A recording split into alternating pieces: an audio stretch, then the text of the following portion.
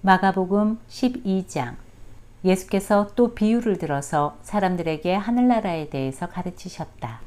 어떤 사람이 포도원을 만들어 울타리를 둘러치고는 포도즙 틀을 놓을 구덩이를 파고 망대를 세웠다. 그리고 그는 그것을 소작인들에게 도지로 주고 다른 나라로 갔다. 수확철이 되자 그는 포도에 소출해서 얼마를 도조로 받아오라고 종 하나를 보냈다. 그런데 소작인들은 그 종을 잡아 때리고 빈손으로 돌려보냈다. 주인이 다시 다른 종을 소작인들에게 보냈더니 그 종도 때리고 머리에 상처를 내어 돌려보냈다. 주인이 또 다른 종을 보냈더니 이번에는 그 종을 죽여버렸다. 그래서 다음에는 많은 종을 한꺼번에 보냈더니 소작인들은 그들을 때리기도 하고 죽이기도 하였다.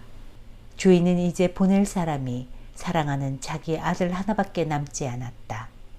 그래서 그는 마지막으로 그 아들을 보내며 속으로 그들이 내 아들만을 공경하겠지 라고 생각하였다. 그러나 소작인들은 그 아들이 오는 것을 보자 저놈은 자기 아버지가 죽으면 이 포도원의 주인이 될 놈이다. 죽여버리자. 그러면 이 포도원은 우리 것이 되겠지 라고 생각하였다. 결국 그들은 그 아들까지 잡아 죽인 다음 포도원 밖으로 내던졌다. 포도원 주인이 이 말을 들었을 때 어떻게 하였겠느냐. 그는 불이 나게 돌아와서 그 소작인들을 죽여버리고 포도원을 다른 소작인에게 맡길 것이다. 너희는 성경에서 이런 구절을 읽은 것을 기억하지 못하느냐. 집 짓는 이 쓸모없다 버린 돌이 이제는 어떤 돌보다도 더욱 소중한 돌이 되었다. 여호와께서 이루신 이 일 그저 놀랍기만 하여라. 엄청나기만 하여라. 유대 지도자들은 이 비유에 나오는 악한 소작인들이 바로 자기들을 두고 하신 말씀인 줄을 알자 예수를 잡으려고 하였다.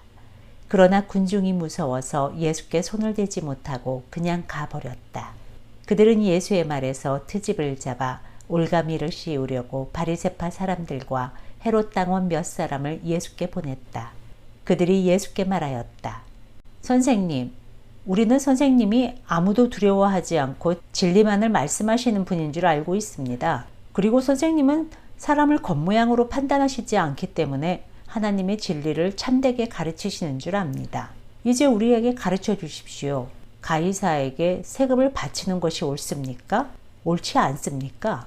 예수께서는 그들의 비열한 의중을 이미 아시고 말씀하셨다. 데나리온 하나를 내게 보여라. 그러면 내가 가르쳐 주겠다.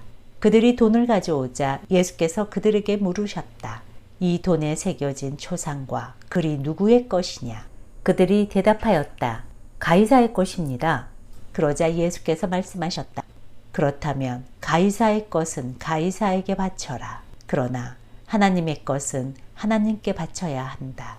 그들은 예수의 대답을 듣고 무안하여 그냥 돌아갔다. 그런 다음에 사두개파 사람들이 예수께 몰려왔다. 그들은 부활이 없다고 주장하는 사람들이었다. 그들이 예수께 물었다. 선생님, 모세가 우리에게 준 율법에는 어떤 사람이 자녀 없이 죽으면 그의 동생이 자기 형수와 결혼하여 형의 이름으로 자식을 낳아주어야 한다고 쓰여 있습니다. 그런데 어느 7 형제가 있었습니다. 제일 맏형이 결혼하였으나 자식 없이 죽자 둘째 동생이 그 형수와 결혼하였습니다. 둘째 동생도 또한 자식 없이 죽자 그 다음 동생이 그 여자와 결혼하였으나 그 역시 자식 없이 죽었습니다.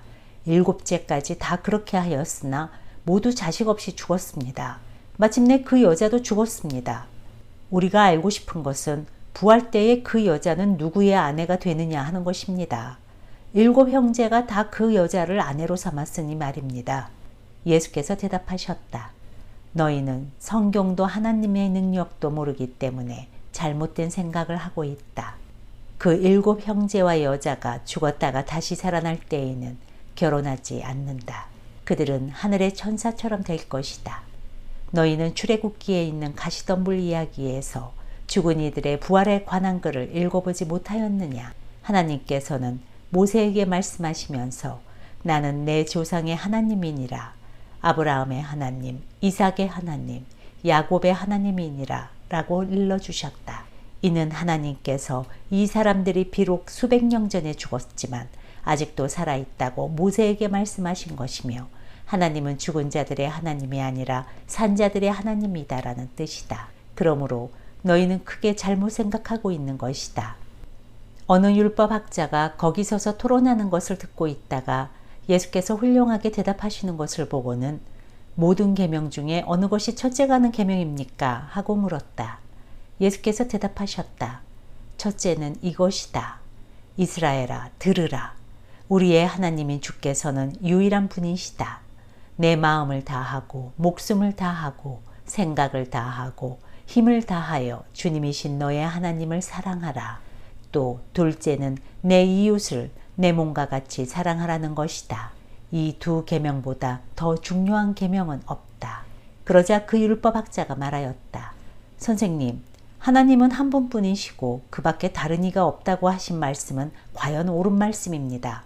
저는 마음을 다하고 지혜를 다하고 힘을 다하여 하나님을 사랑하는 것과 이웃을 자기 몸과 같이 사랑하는 것이 모든 번제물과 희생제물을 성전 제단에 바치는 것보다 훨씬 더 낫다고 생각합니다. 예수께서는 그 사람이 잘 이해하고 있는 것을 보시고 너는 하나님 나라에 가까이 와 있다고 말씀하셨다. 그 후에는 아무도 감히 예수께 질문하는 사람이 없었다. 예수께서 성전에서 가르치실 때에 이렇게 말씀하셨다. 왜 율법학자들은 그리스도를 다윗의 자손이라고 주장하는가? 성령의 감화를 받은 다윗은 이렇게 말하였다. 여호와께서 나의 주 임금에게 이르신 말씀이라. 여기 내 오른쪽에 앉아라. 내가 내 원수들을 내 발 아래에 둘 때까지 앉아 있어라. 이렇게 다윗이 그리스도를 주님이라 불렀는데 어떻게 그리스도가 다윗의 자손이 될 수 있겠는가? 많은 사람들이 이 말씀을 흥미진진하게 들었다. 예수께서는 사람들을 가르치시며 이렇게 말씀하셨다. 율법 학자들을 조심하라. 그들은 긴 예복을 입고 장터를 돌아다니며 인사받기를 좋아한다. 그들은 회당에서 제일 높은 자리만 찾으며 잔치집에 가서도 윗자리에만 앉으려고 한다. 그리고 과부들의 재산을 염치 없이 삼켜버리면서도 자기들이야말로 친절한 사람인 듯이 꾸미며 대중 앞에서 길게 기도하여 경건한 채 한다. 이런 사람들은 더욱 큰 벌을 받을 것이다. 예수께서는 성전에 들어가 헌금궤 맞은편에 앉아서 사람들이 거기에 돈 넣는 것을 지켜보고 계셨다. 부자들 여럿이 와서 많은 돈을 넣었다. 그러고 나서 한 가난한 과부가 와서 2렙돈, 곧 한 고드란트를 넣었다. 예수께서 제자들을 가까이 불러놓고 말씀하셨다. 저 가난한 과부는 누구보다도 더 많은 돈을 넣었다. 다른 사람들은 넉넉한 가운데서 얼마를 넣었지만 저 과부는 가난한 가운데서도 가진 것 전부를 바친 것이다.